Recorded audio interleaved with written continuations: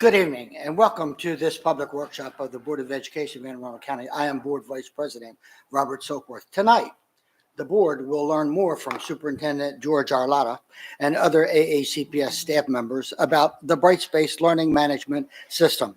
This workshop is open to the public. However, no public testimony will be taken.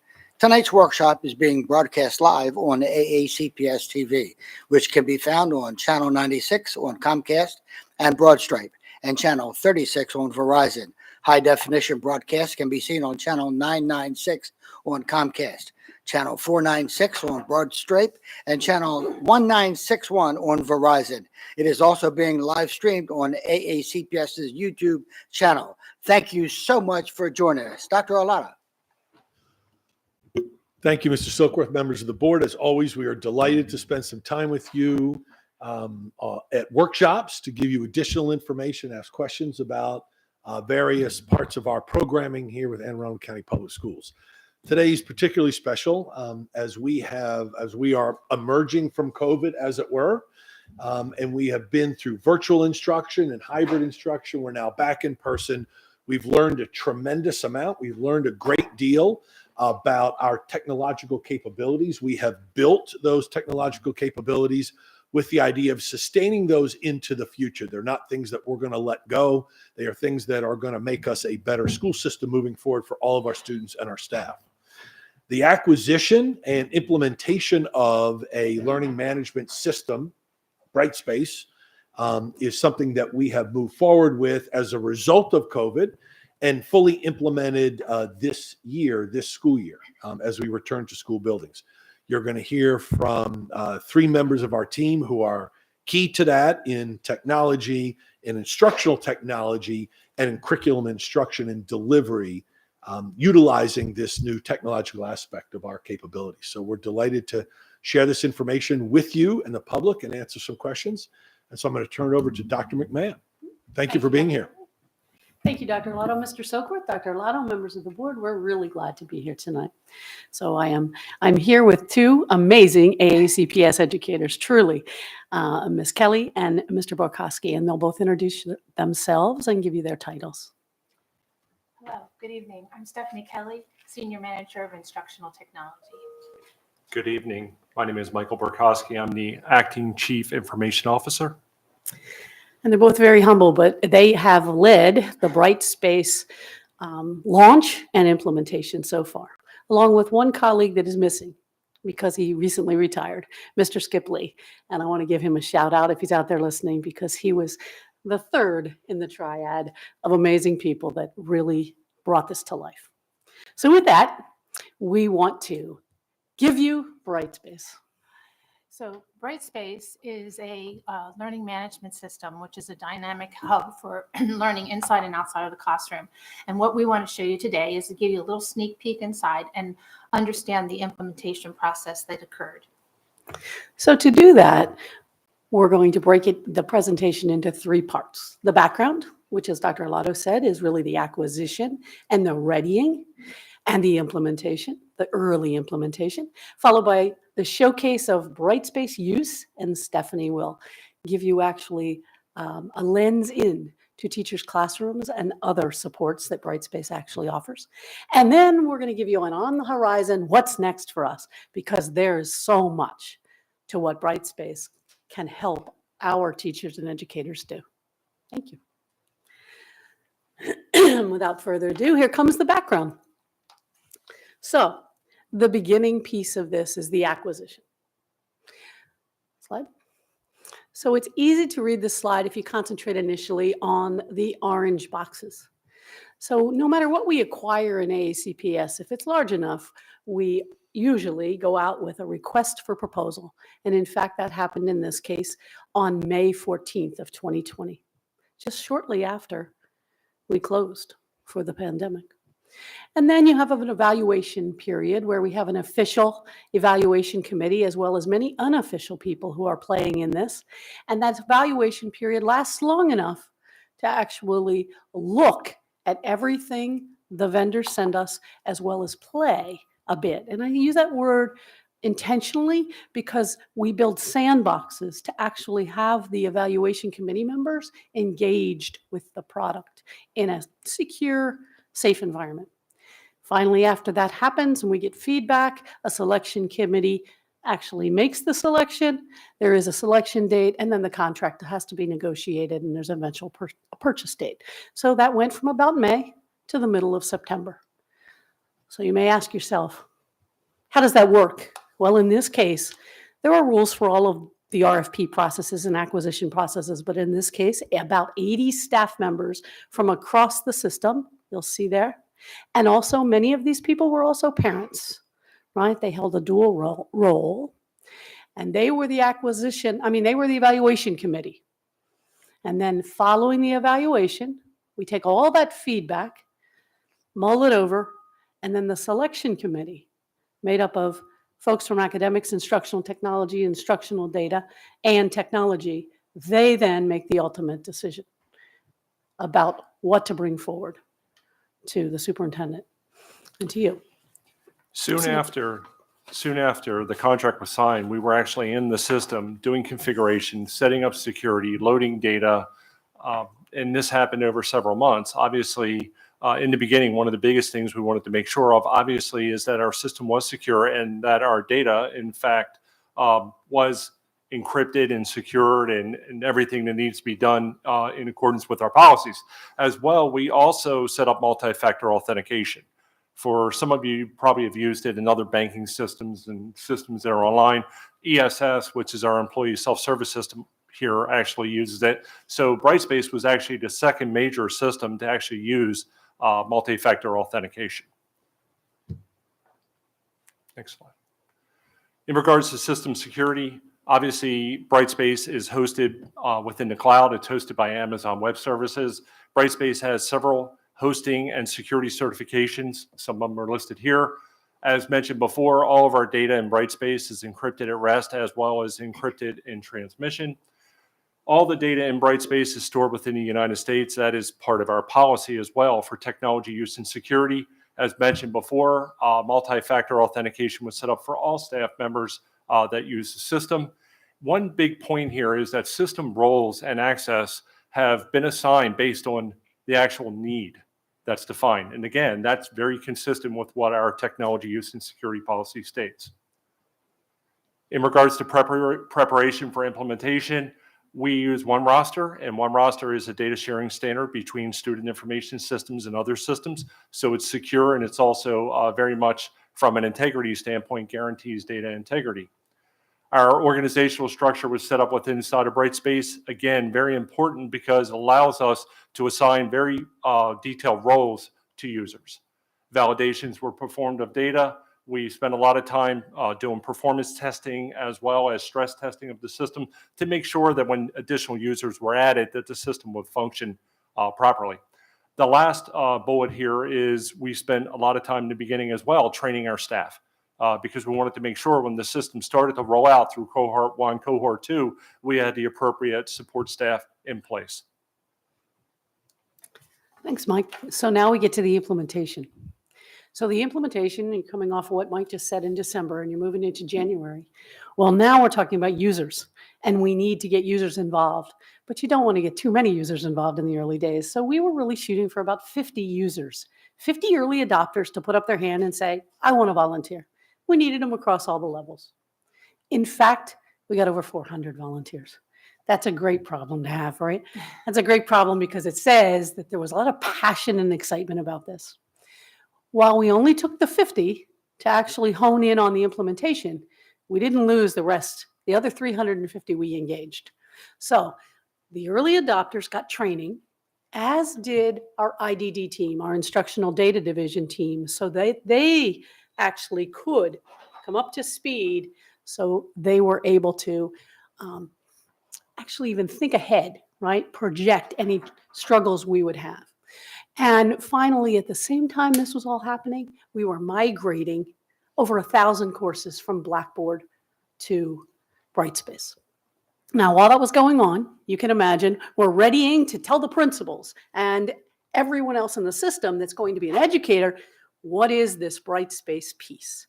So you see in February, we're looking at giving the overview to the administrators and then also building the modules, the learning modules that the all teacher group would engage in later in the spring. Remember that 400 I told you? We then created a second cohort.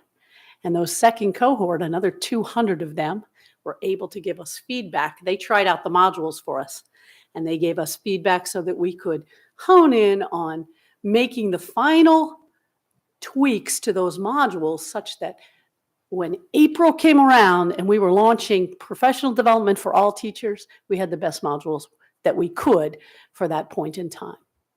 So exciting times. That's the implementation of the user piece of this. So talking about professional development, in early fall, we started with our cohort people starting a champion training program. These champions were gathered for the intention of supporting other teachers. And that started early, and currently we have that champion program, which we'll talk about in a little bit, in place. Spring training for all educators were early dismissal days. That was in April, May, and June. We also put together some educator office hours, which were during the school day, in the evenings, and on Sundays, so that teachers could join virtually and ask questions. And we also have the Brightspace support email that is managed by my team and answered in a timely manner. So late spring, after the trainings to the present, we had additional virtual workshops offered. Right now we have about 11 running. Self-paced courses were developed for teachers and new teachers.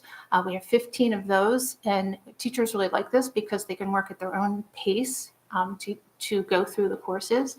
And we also offered, my team went out and met with school-based faculty and had collaborative planning sessions as requested by the principals and teachers as per need. And this all led to an amazing conference that hand in hand we built with D2L. And we thought we'd get 300-400 teachers. In fact, almost 1,000 teachers engaged in 2021 in the summer 2-day conference. And if you count all the people who watched the recordings of that conference, it's well closer to 1,500 of our employees. What else have we done? Well, the Brightspace champions that Stephanie spoke of, they do the in-school support. There's over 300 of them, and they're in school, in their own schools, supporting teachers every day. Now, fall of 2021, that was this year. No, it seems like a lifetime ago.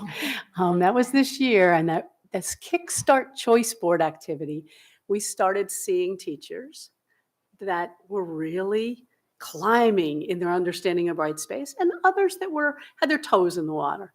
So we put a choice board together so they could get what they needed, as opposed to everybody getting the same professional development, and that worked extremely well.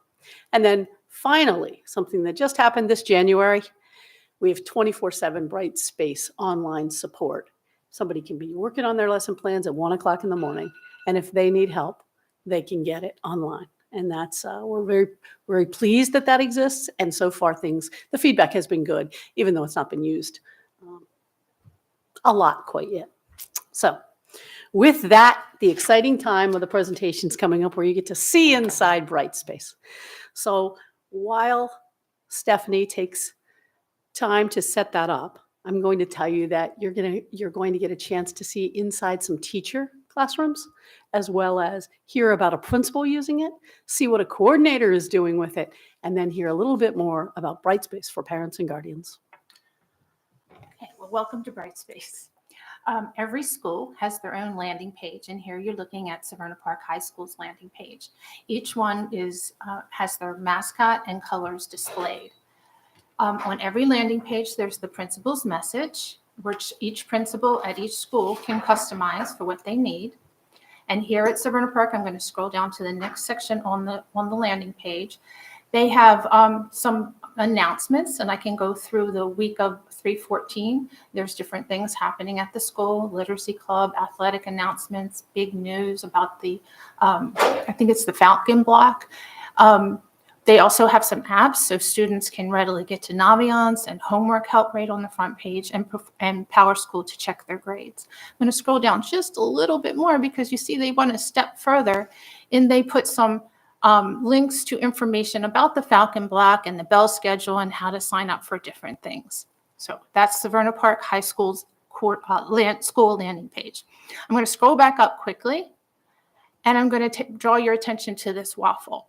So the waffle is where you go to get your courses. And if a student were to log in, their courses will be listed there. I'm going to first show you a teacher at South River High, Mrs. Crankfield, who teaches AP English Lang.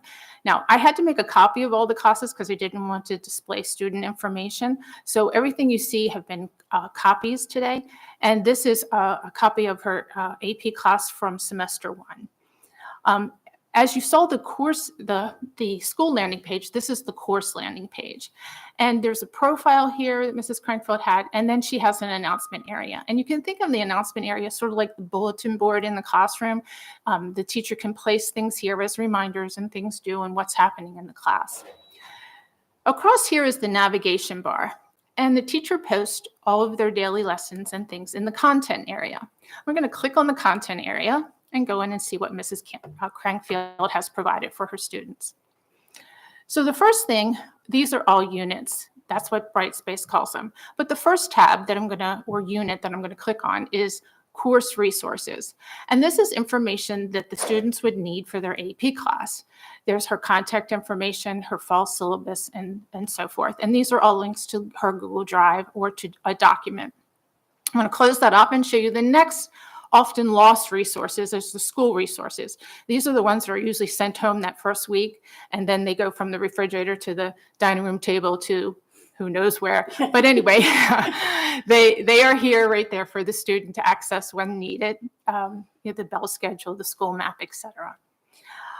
I want you to draw your attention down here to the weeks. So we have the week of 110, the week of 13, and she provides information. I'm going to go ahead and open up the week of 12/20 to 23, right before the holiday break.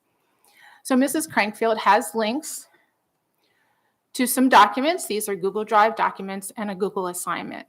So to begin with, I'm going to go ahead and show you this link of her agenda for the 20th.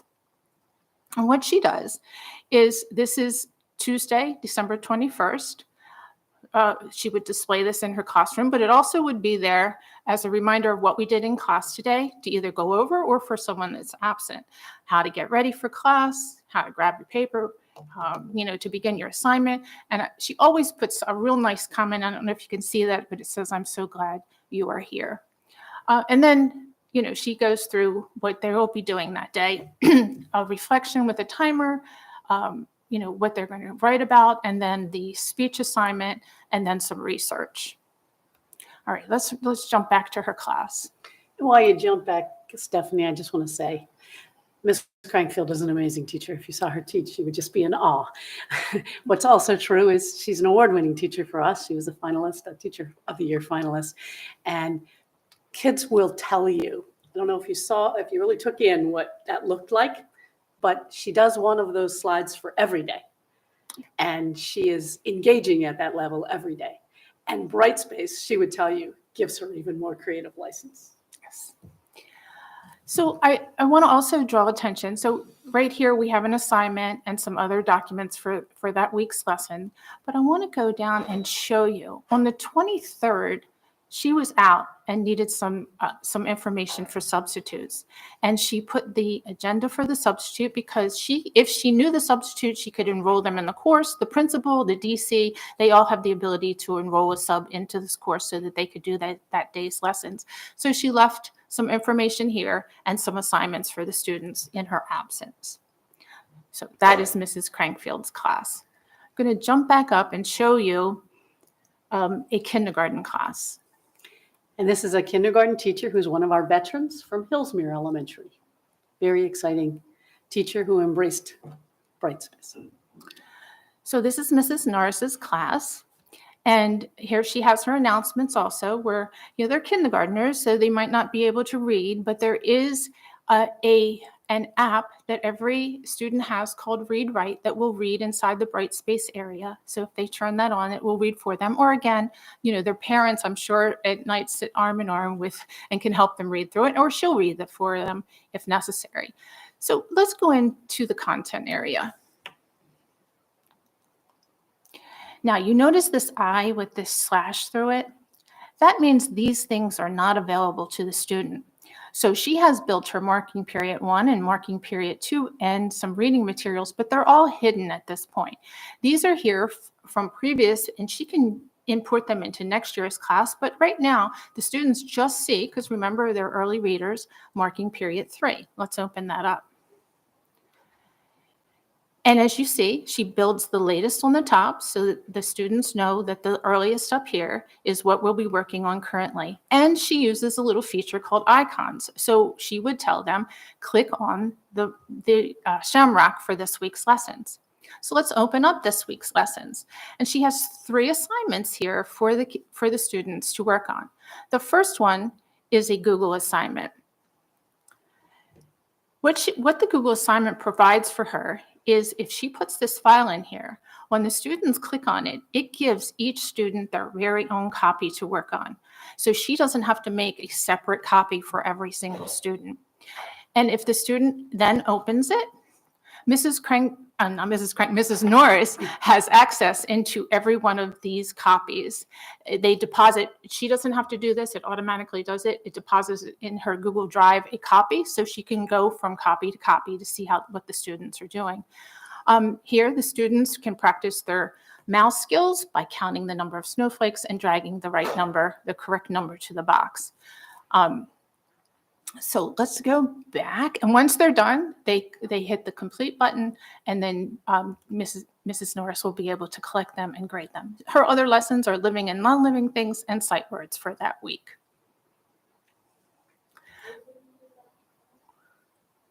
Oh, at the end of so there were multiple questions. At the very end of the multiple questions, there's a complete. So they can go back and forth until they're done many times. And even if they submit it, they can unsubmit and resubmit. So they have some options there, which is nice within the Google Classroom. Okay, we're going to turn our tides over to a central office support for science department chairs. And the really neat piece here is this is not someone who supports our learners directly. They support our teachers who support the learners. And so Ms. Romanowski, our K through 12, pre-K through 12 science coordinator upstairs, has done a really nice job. So again, she uses the announcement areas to put information there for the DCs. Let's go in and see how she puts the content in her course. So in her first unit or tab, she has who's new, and then she has recordings of all her meetings that department chairs can look back over. She has her weekly memos posted here, all of them for February and March, and each month are right in this area. I'm going to close that tab up. And she has built asynchronous modules. So if there's something new in science, her team have put together some Brightspace modules so that DCs could learn more, or if we have a new DC or a new teacher who needs to walk through a module, there's information here on the 5Es and other new science happenings. So she has all this support information as far as the schedules, PD resources, and lab safety for her department chairs. So we're going to take a jump over to a school. And so not only do our coordinators support teachers, but our principals and APs support teachers as well. So Ms. Harris, Colleen Harris at Davidsonville Elementary, and she notes that she's the principal of the best school in AACPS. And the nice piece about it is they can personalize their profile, which is very, it's pretty cool, right? That's what it's all about. But Ms. Harris has done some interesting things for her faculty. You know, normally a principal might hand out a weekly information bulletin. They might do that. They might go over it at a faculty meeting. Well, she decided to do it inside Brightspace. And so in her content, you'll see that she calls it, and you'll see in a sec here, that it is called the Gator Game Plans. And those are weekly pieces with a lot of clickable links. So teachers can go right to the resources, which is very nice. And then also, she, instead of just sending her teachers to the various things that we have available to us for Brightspace learning, they honed in on what they needed. And so she put modules together and links to other modules to support her staff based on what they said they needed, which is wonderful. It's great. She does a great job. We're very proud of her. we're going to go and take a look at a new thing called the Family Academy. Now, this is exciting. So we're going to tell you tonight, and there'll be many communications going out, that we, as you might remember, we implemented a pilot with Brightspace for Parents and Guardians back in December and January. That went very well. We learned a lot. Went very well. And now we're going to open it up to all parents as of March 21st, which is next Monday. Right? Now, many parents will need support. And so we're not hurrying this all next week. And there is a website that actually will show. Here's the website. You can see those live Q&A sessions that'll be happening next week on anywhere from 3:22 to 3:30. And those are sessions for parents who are interested in learning more about Brightspace for Parents and Guardians. Now, you may say to yourself, what's different about it? Because some of you might have been sitting next to your learner right now. So parents all over the district have been doing that, and they could see in. But Brightspace for Parents also gives a way to directly communicate with the teacher back and forth. And the teacher can also send you messages as parents, as opposed to just messages on the board for the students. And then the Family Academy. So the Family Academy is for when Brightspace for Parents and Guardian launches. They will also have a waffle, and the Office of Family Partnerships are building some courses just for parents. And this is the opening page that's being built for some of the information that our AACPS parents may need.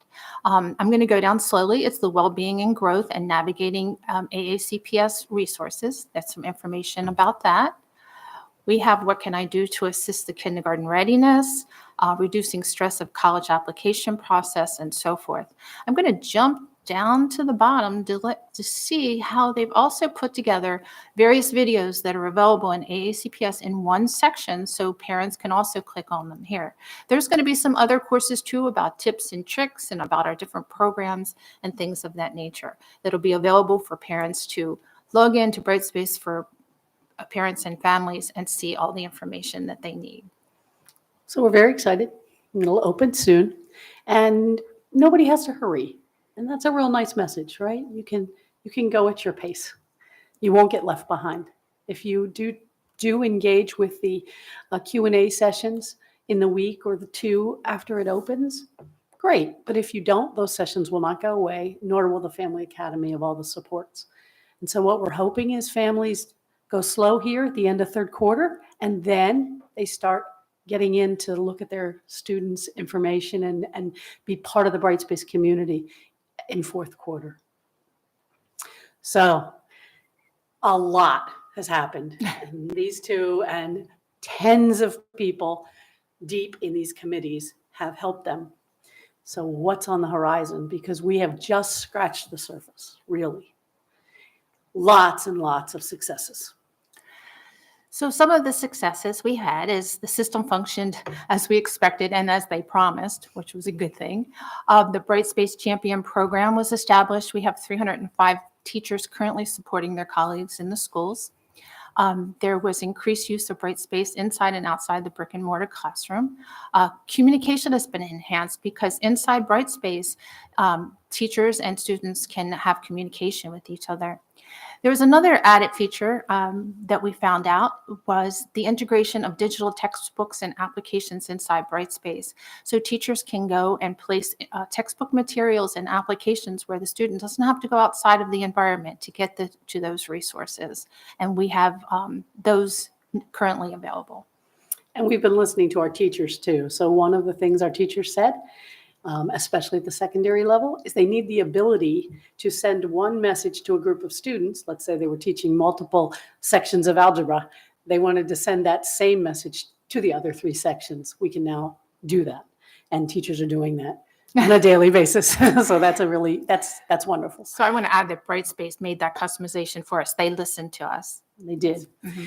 And the other piece we're seeing hand in hand is as teachers get comfortable, those teachers who do clubs for us and other special activities are asking for Brightspaces for those clubs and activities. That's also a good sign.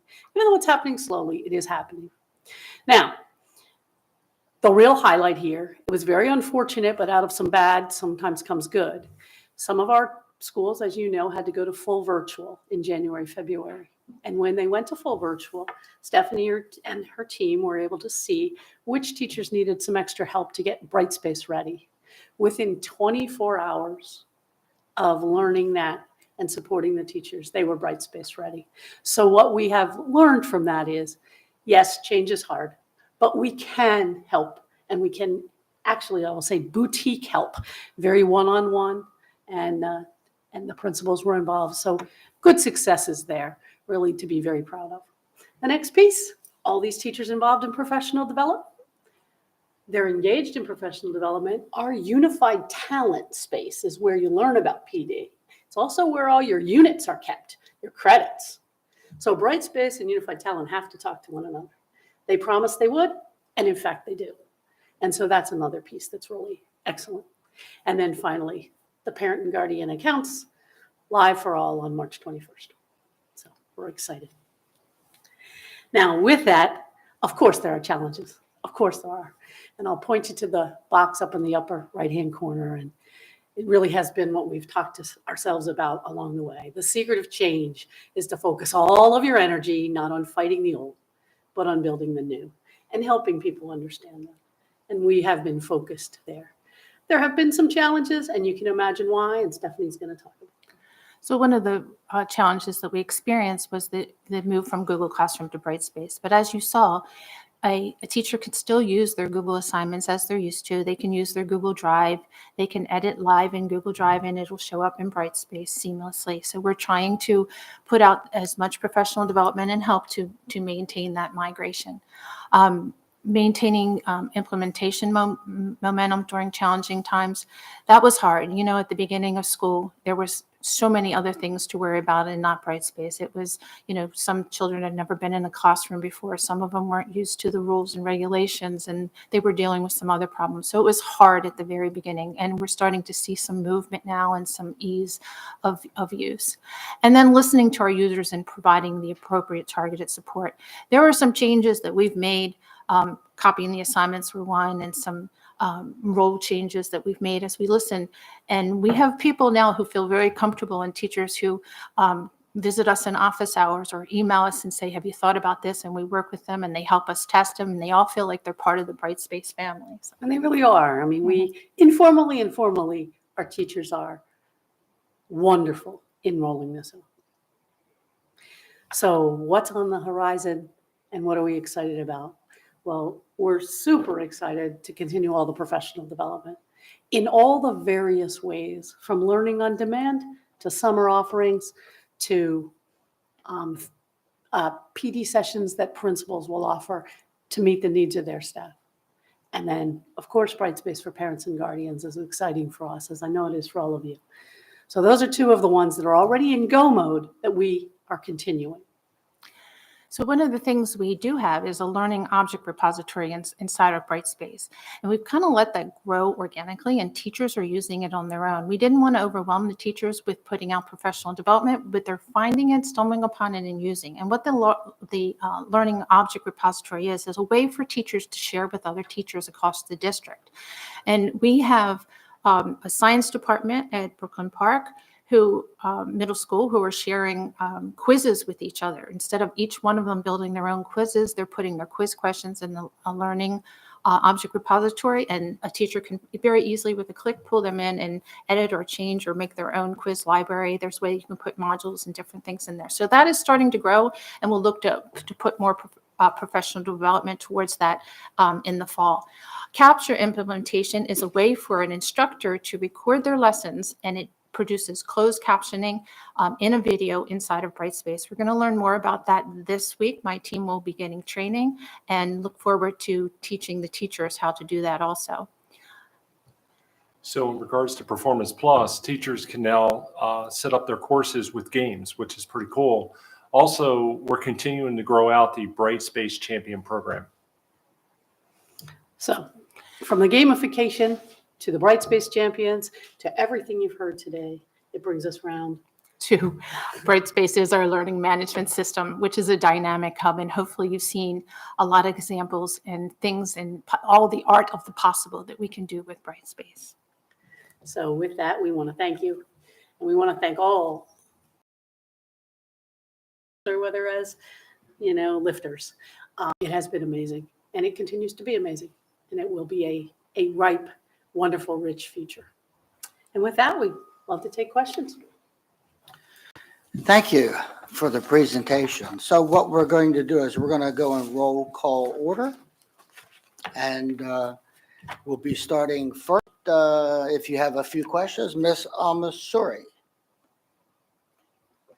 So I actually don't have any questions because I'm like the only person here who actually uses Brightspace on a day-to-day basis. So a lot of what you talked about, at least for the high school level, I already knew.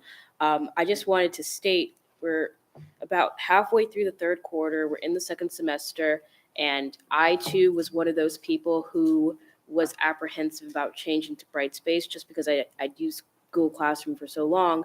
But when teachers know how to use Brightspace, it works. I take linear algebra, which is completely online.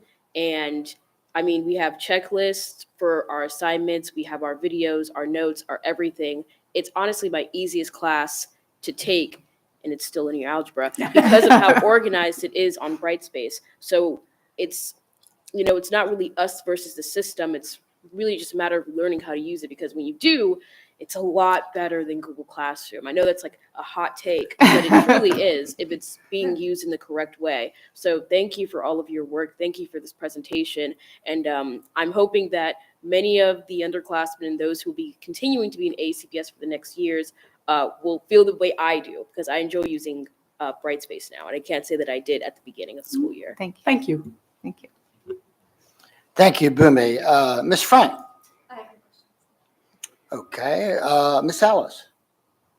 I have a few.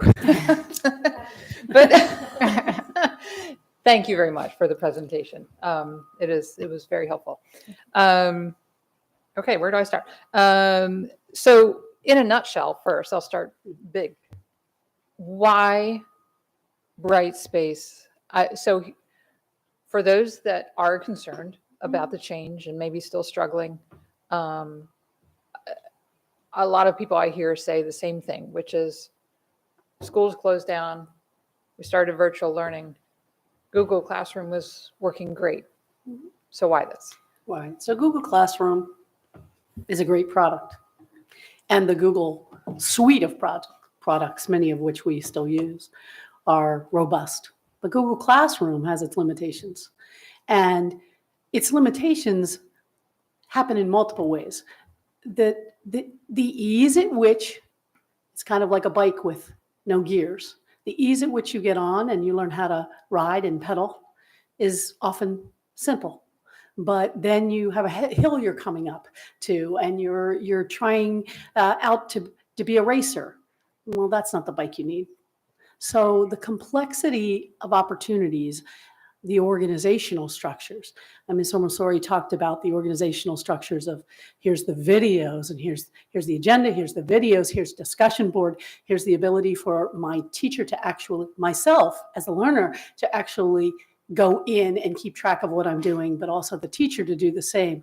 The ability to give back feedback, student to student and teacher to student.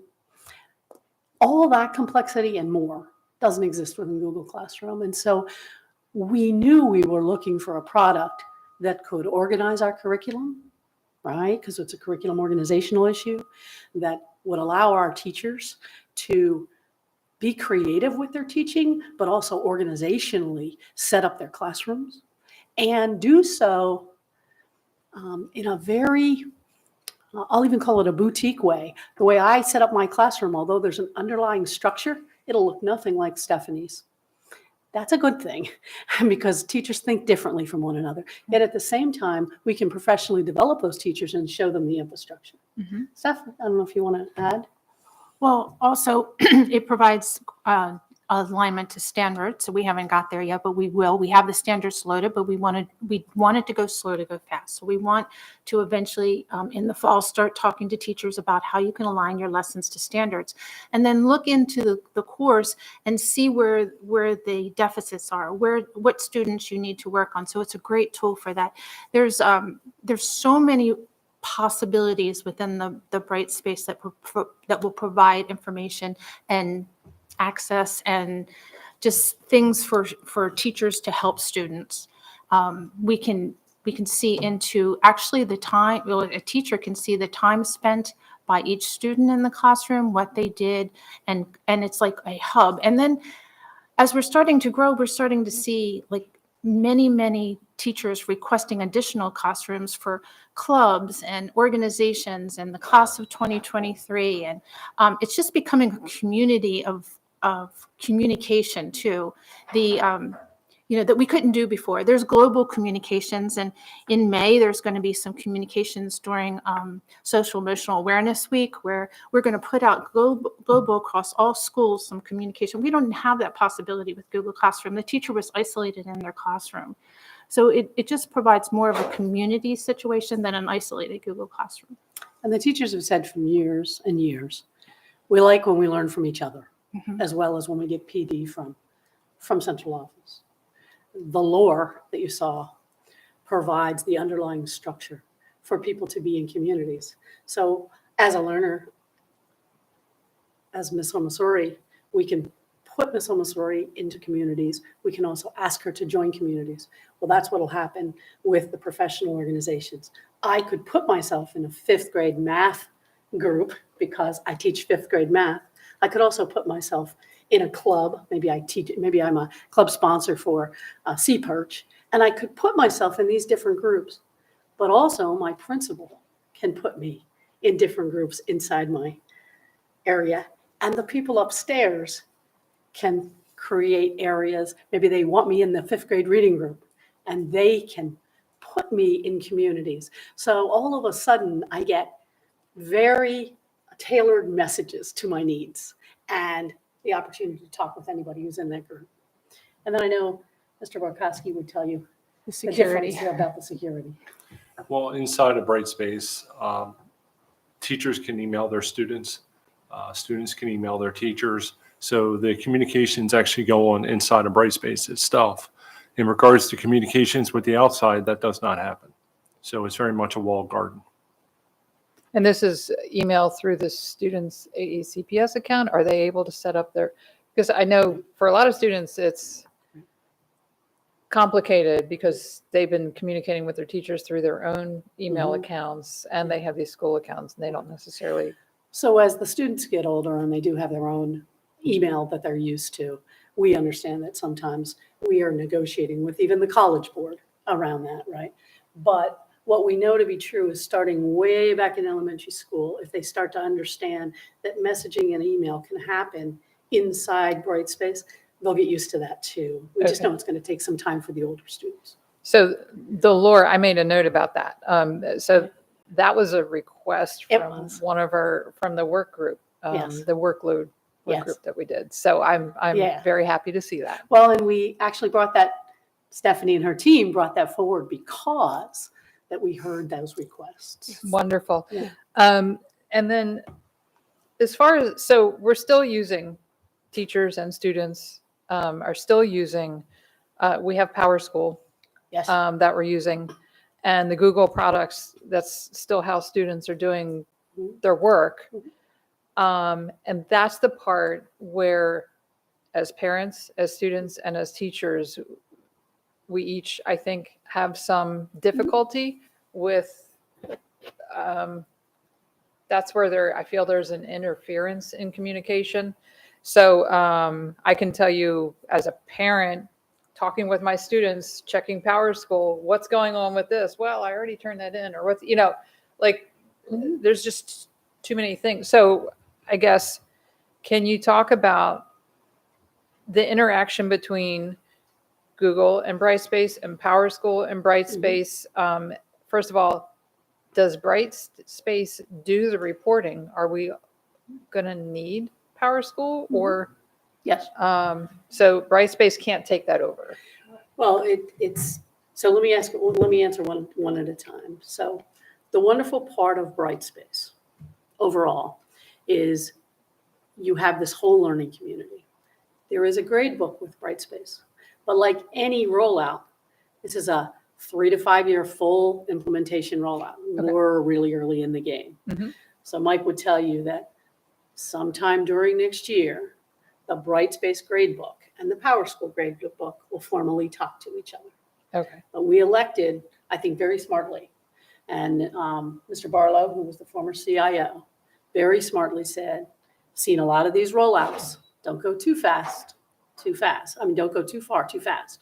So we literally stepped it off and said, the Brightspace gradebook is usable right now for those teachers who want to use it.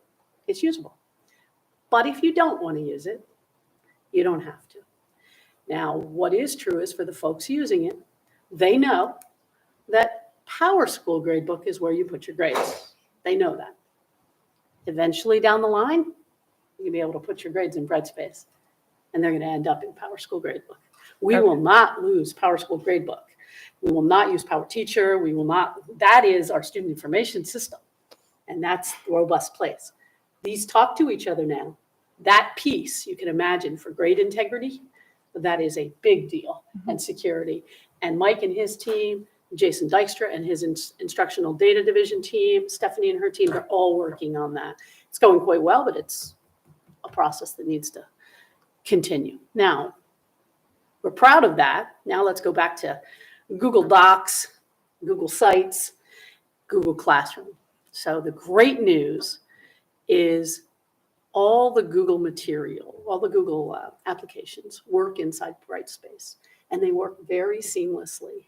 And now Stephanie and her team have put up widgets as well as directions for teachers that are trying to make that happen, who are just like anything, stumbling initially until they get their legs under them. And so that all works. Google Classroom, different story. So we shut down Google Classroom because Brightspace is the space we want them in. And all the products, we have talked to them about how they work. How they integrate into Brightspace. So they still have all their Google products, the Google Sites, the Google Docs, slides, and sheets. And they, as you saw in Mrs. Crankfield's class, she uses them on a daily basis to link into her classroom.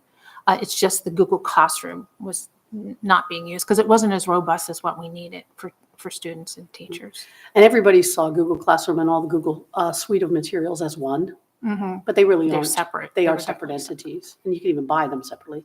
So we elected, let's use Brightspace for what it can do, which is in place of Google Classroom, plus about 20 more things. Right. And then let's use the Google products. Which the teachers are very used to using. Absolutely. One thing specifically I heard from teacher, so students have absences. Yes. And so oftentimes work gets turned in after the due date because the student was absent and the teacher is not notified. I'm wondering if it's possible to improve the system to have notifications for teachers when a student turns something in. Because when you have a high school teacher who has maybe nearly 200 students, they can't go in every day and check every. So that is a feature Assignment. now. Yes, They it can is. actually set a due date. Mhm. The teacher sets the due date, Right. and then after the due date, it's late. And then if I were to come up to you and say, oh, Miss Ellis, but remember I was sick, you as the teacher could say, oh, that's right, Maureen, you can have an extra day. But the due date can be there, so automatically anyone who has been in your class, who has turned things in late, it would be late because it's after their due date. If they turn it in before the due date, it would be on time. No, the point that was being made to me is the teacher doesn't know to go and grade that assignment because they don't know the student turned it in. In other words, if they have to keep going back and checking Oh, and checking. on all of their students and all of their So assignments. if they set the due date, there's now in the notification, the little bell you saw at the top, they'll get notified that it was turned in. Yeah. Okay. And we're learning, I got to be honest, we're learning about these features too. Yes. But these are features we know only because teachers have asked us a lot about. Right. I heard that early on, but I think they've improved that. It was one of the things that improved in the last few months. Okay. Yeah. I'm Yeah, sorry. I'm with you. I had a conference with a teacher Yes. today because I had a Well- student who was sick. yes. And so we were trying to help her get caught up. And I'm Yeah. sorry, the teacher said he still doesn't get notified of students. And in some cases, the teacher doesn't know to check that Okay. little bell. the orange just more- bell that comes up at the top. Sounds So- like a tech tip to me. Yeah. just more professional development there. Yes. Okay, and then my last thing is I noticed that landing page, and it looks like like a school's landing page looks similar to everything we see on the website. So is there a point in having a school website anymore? Or should So you're talking about the Family Academy page? No, the Serenal Park page. Oh, So okay. the tricky piece about this is the website is a public facing document. Mm, And so it can have so much more Right. that's very public oriented. right. This will predominantly serve the students. And occasionally they'll put pieces up for the parents because the parents will be able to see that page too. So they can go there for that information, but for the public. We do It's not for the know public. that if they're immersed in Brightspace, it's a simple click to go there. So it's Okay. easier once you're very much immersed. Mhm. For right now, Brightspace website, I mean, people are going to go where they're most familiar until they become immersed in Brightspace. Thanks so Yep, much. thank you. Thank you, Ms. Ellis. Ms. Corkadell. Thank you, Mr. Silkworth. And thank you guys. Awesome job. And doing this in 1 year. I used to be in IT many years ago, and I just got to tell you, no matter what has changed technologically, onboarding an enterprise level system is no small task. So kudos. I wanted to focus a little bit just on, as we're getting ready to launch for parents, to be well prepared for some of that, and as a parent myself. And so I was hearing about emails and how we're communicated to as parents and how we will be communicated to in the Brightspace environment. And so I guess in the Google Classroom, as a Google user with a Gmail account on a personal level, I would get a little ping. It said, I've got a message. And so my system was allowing me to talk interactively. And so now a teacher this year, which thankfully I've only had to have a couple reach outs from time to time, that's that old fashioned, you're getting an email and it's showing up on my phone and I know it's coming. So I guess my question is the parent have the ability then to, if we're going to start using it for messaging for parents, when is that particular aspect of it going to go on the, live? And then can we do it from our phone? Because most people are not, if I have to wait till I get home and then remember to log into something, the likelihood of my attentiveness, especially in the secondary education years, becomes even more so. Because they don't just have some core classes, they've got a lot going on. And so just like the teacher remembering to check the homework, similarly, I'm kind of going, oh my goodness. Am I going to be missing one of those critical emails that says, check your kids' assignments? So we're going to give you some good news on the front end, which is about the accounts. So, Oh. and this is not exactly what you asked, but it sets up for the good That's news. okay. I can answer the back I'll end. take Yeah. it. So as a parent logging into Brightspace, you're going to use your same user ID and password you currently use to get into the Power School parent teacher. And that's a really big deal, right? Because then at least it's one-stop shop that way, right? And that took a lot to make that work. But the fact that it works, the people that were in the pilot really appreciated that, you can imagine. So that sets them up for that. Now Stephanie will answer that. So there are two apps for Brightspace. One is for the student, that they'll be able to go in and communicate and check their lessons right inside that app, sort of like the Google Classroom app. But there's also a Brightspace for parent and family app, which will give you the notifications and all the information you need just by checking your app. So there's two ways to get to Brightspace for parents. You can go to your computer and log in to the link provided, or you can just access it on your phone.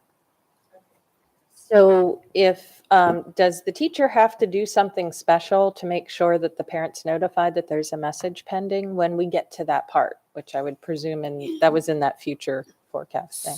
So when the activity feed, which you saw the announcement area, when the activity feed has a information in there, that's the way that they're communicating with parents. You'll get a little, in your app at the bottom, there'll be a little red, not orange, but red dot. Okay. Showing you okay. some things there for you. I'm to sure look it's just a matter of learning it. I because it was just wondered. orange in Brightspace, but red. in Yeah, your app. I had this I had this, brain space of, okay, there's these messages coming in. And if I don't log in, how on earth do I possibly know? Because we're all now app trained and app notification trained also. Okay. My second question is, so as we start to use the system more, do we anticipate using it for professional development at the teacher level and stuff like that? So, So even now, there are full modules. We call them modules because they're PD sessions that are asynchronous. There's probably hundreds of them now currently up for teachers. Now, many of them are optional. But what we can do, a principal, this is pretty exciting. A principal during evaluation time can have a conversation with a teacher, and they can agree together that, they really want to work a little bit more on questioning in the classroom.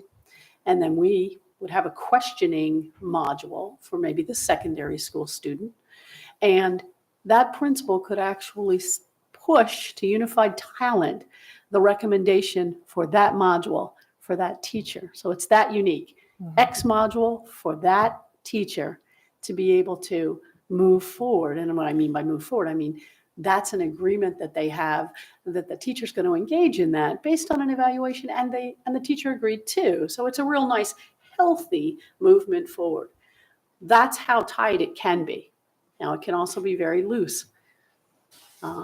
A teacher and the department chair, they agree that they're going to all the science department members are going to take a module together. And that's what they're going to do.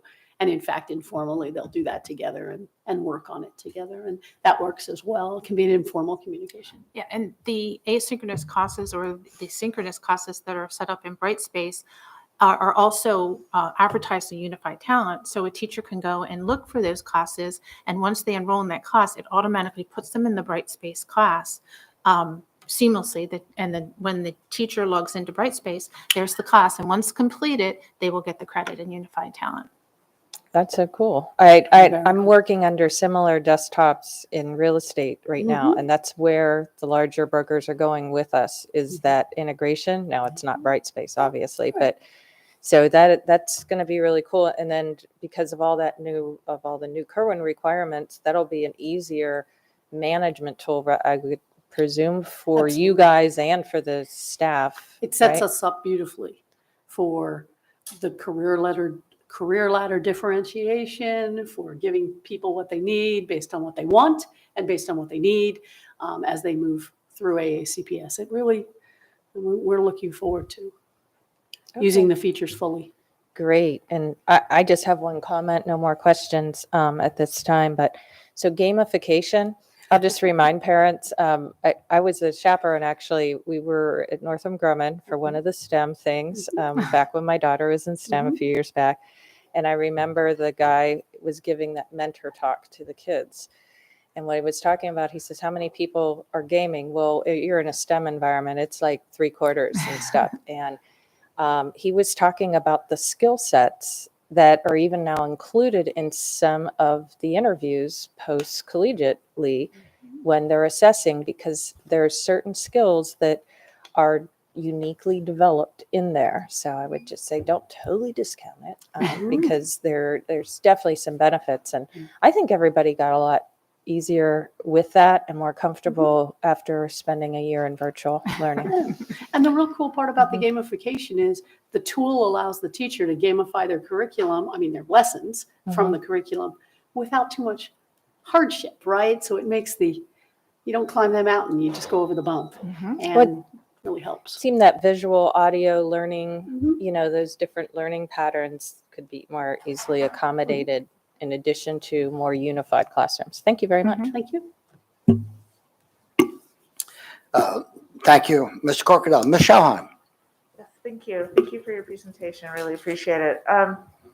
One quick question about Brightspace for parents. So I've never logged on. I assume that in the communications that will be coming this week, there'll be information on how to do that. I looked at my daughter's once and opened it, didn't know what I was looking at and closed it again. And that was about all my interaction I've had with Brightspace.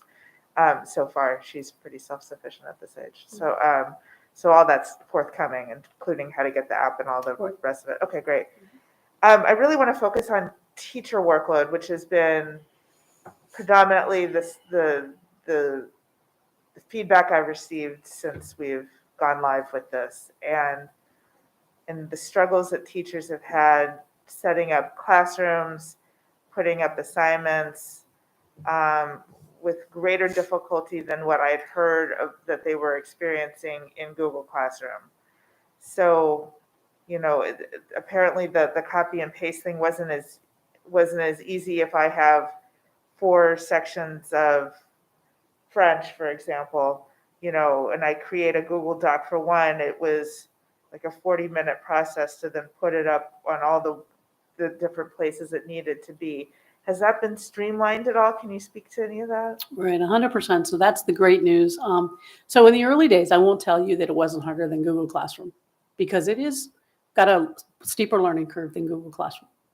But when people got started, if they stuck with it, most teachers would tell you, yeah, it went up at a little higher angle, and then it plateaued pretty early on. But many of our teachers didn't get to that plateau early because they were really building relationships with kids in classrooms and doing other things. So,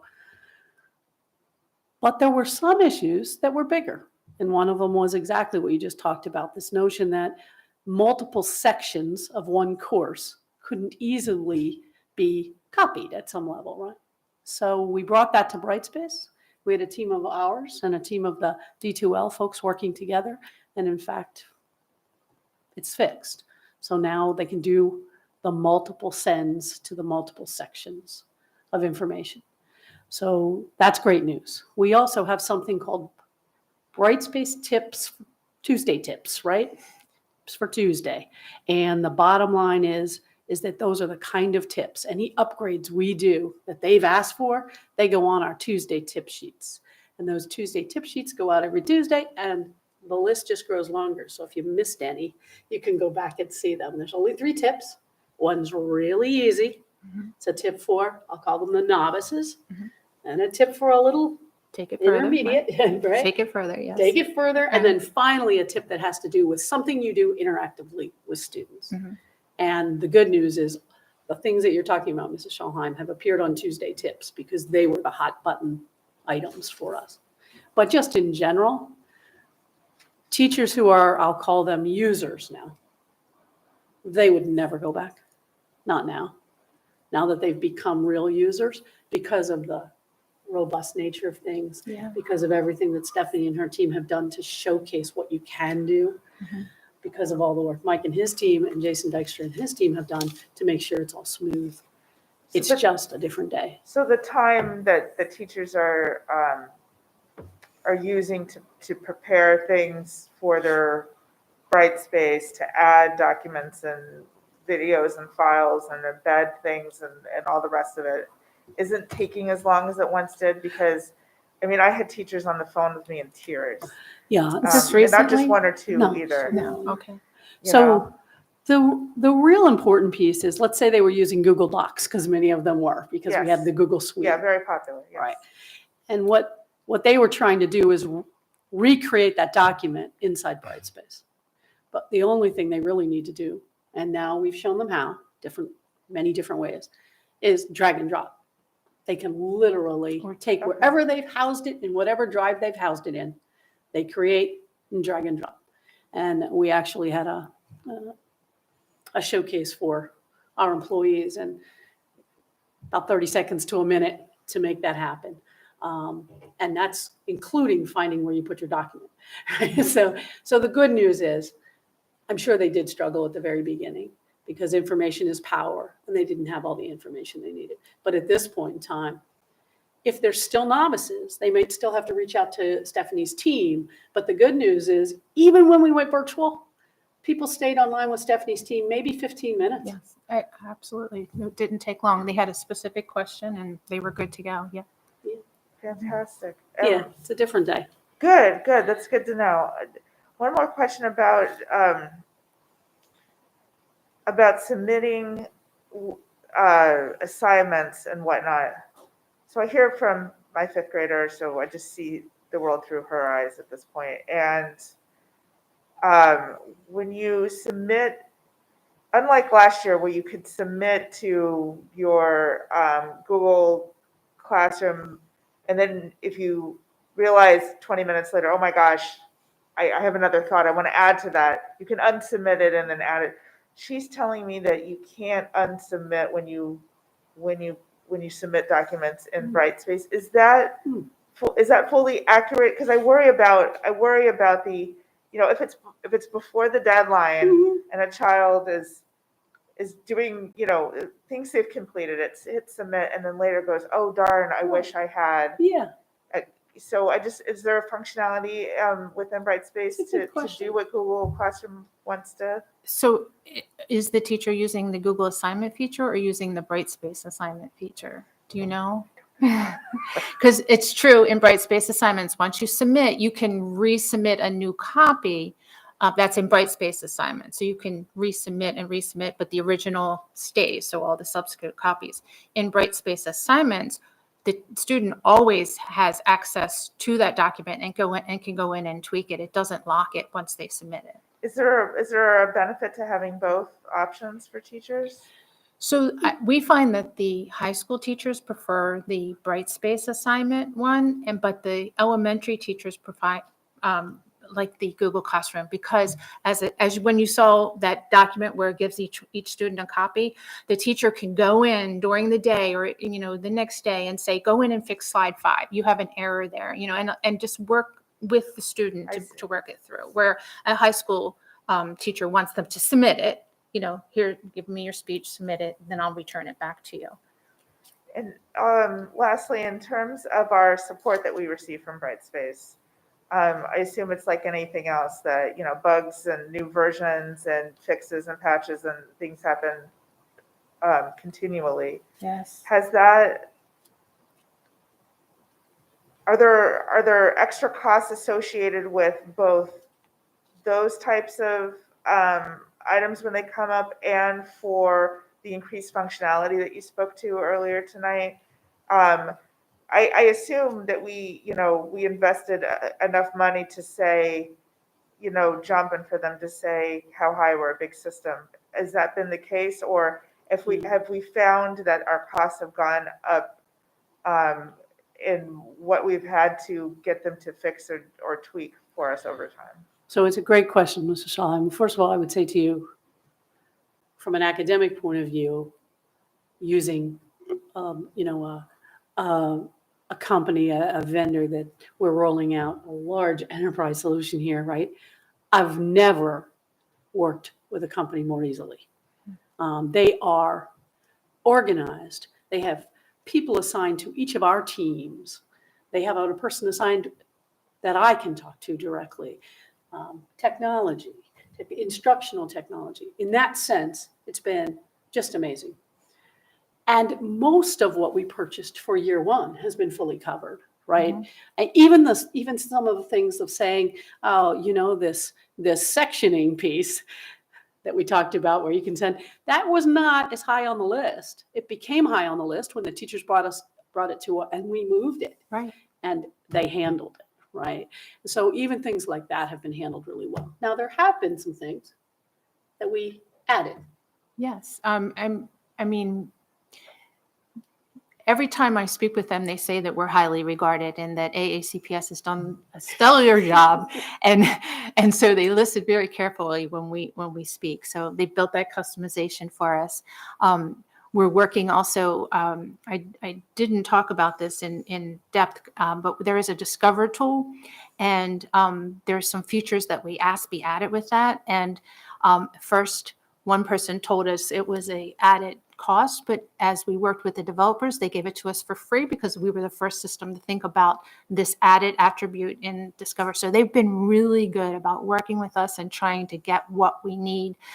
They listen, and no, the 24/7 support. Yeah, 24/7 support is good. They have answers for the students and the parents and the teachers, whoever come in, they will answer the questions about the Brightspace environment. And then I get a report of what was said, what the problem was, and so that my team can follow up in case it wasn't addressed properly, or because they say what they told the person who was in, and then if not, I can follow up and contact the person. So Now, there have been issues along the way, small issues, from a technology point of view. Sure, Amazon Web Services. Every once in a while, we have internet issues. And it's just the way it is. But getting back to one of your points that you had made, I just want to clarify. It is a software subscription service that we pay, which means that they do all the maintenance on the system. Mhm. So we don't really have to do anything on our end. Okay, It's all included within the contract. okay, good, that's good to know. And so the things that we've had to add on haven't blown up our initial projection of costs. Planned out. I guess I do have one more question, the 24/7 support. So if I'm a teacher and I'm burning the midnight oil, grading papers like I do, who is at the other end of that, the 24/7 support? That's not one of our staff, surely, No. that's Brightspace. So that's general question stuff. How do I XYZ at dark 30, Mhm. put up a Mhm. lesson, Mhm. tweak this or that? And Yep. that's where And that a very comes in. knowledgeable person on the other end. Now, I won't tell you at 3 a.m. that knowledgeable person is going to connect wonderfully with our person. We never know, right? But so far, I know So the- far, the they've been feedback's fine. been And extremely good. in order to set that up, we had to fill out a complete booklet of every answer to every possible question that they've had before in the Brightspace area. So we gave them canned answers on how to do what we do in our environment. So if they don't have it, then they'll contact us immediately, hopefully the next day, but they have all our information so that they can help 24/7. Oh, fantastic. Okay. I think that's all I have for now. Thank you so much. Thank you, Ms. Schauheim. Dr. McMahon, I want to thank you and all of you for the presentation. I have a few comments, maybe a question or two. I quote my friend over here, Boomy, when she says, when teachers know how it works, been there, done that. When teachers do not know how, instruction suffers. So we did have some issues with teacher workload and teachers not knowing how. I taught virtually for a semester. So I have some insight, not about Brightspace, but about teaching virtually. It was a challenge. It was a challenge that I was able to deal with.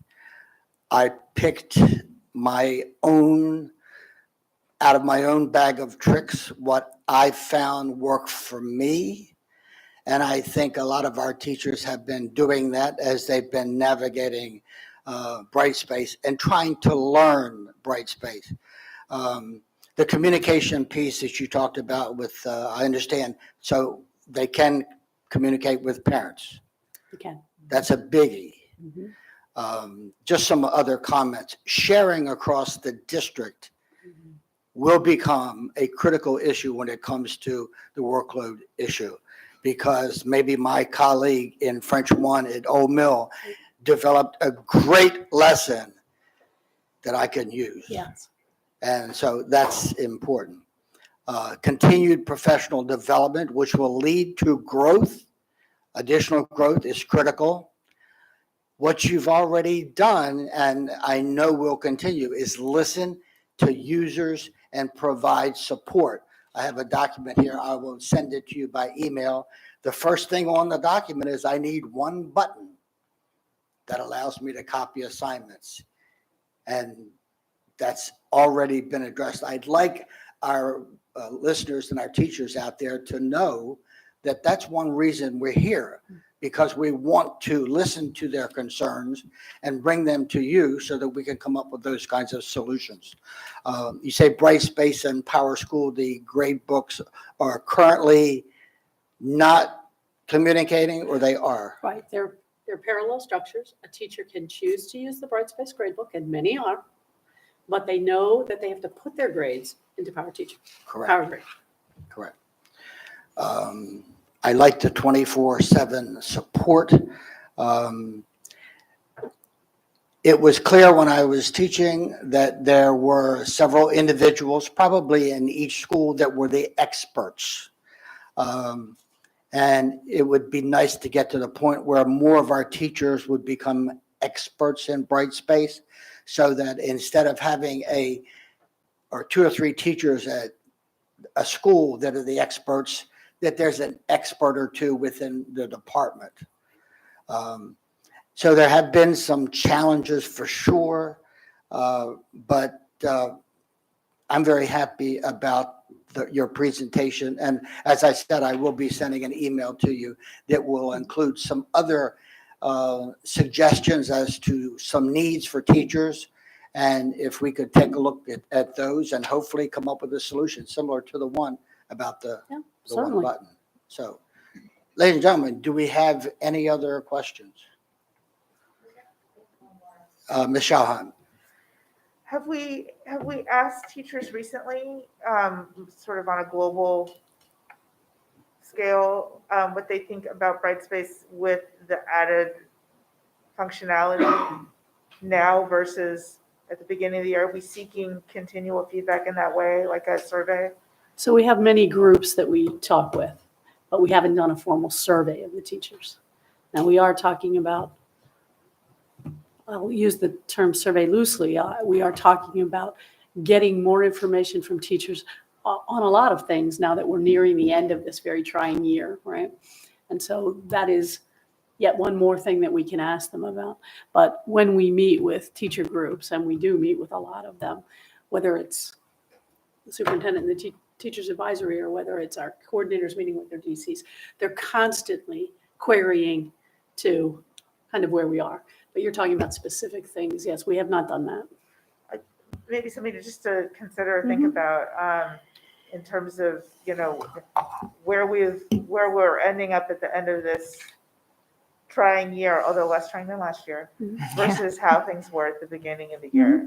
And I think that might help with the feedback loop and sort of the improvements you're making continually on the functionality of this tool we've now invested in. It might be something to consider. No, it's a good point, and we could easily hook those survey questions to the Brightspace courses, because that's a place. Yeah. So, All right, thank you so much. thank you. But I would add that there's Dr. McMahon alluded to it. There's a standing group of both elementary teachers and secondary teachers that meet with Assistant Superintendent Talar and others at the table in front of you on a monthly basis. ASI TAC it's called. And so they bring instructional issues. Pre-COVID, this has existed, where we could talk about instructional issues and implementation and access. And Brightspace has been certainly one of the leading agenda items since its rollout and now implementation this year. So it's an ongoing structure that exists where teachers can continue to bring issues forward and suggestions for improvement. Thank you. Do we have any other questions?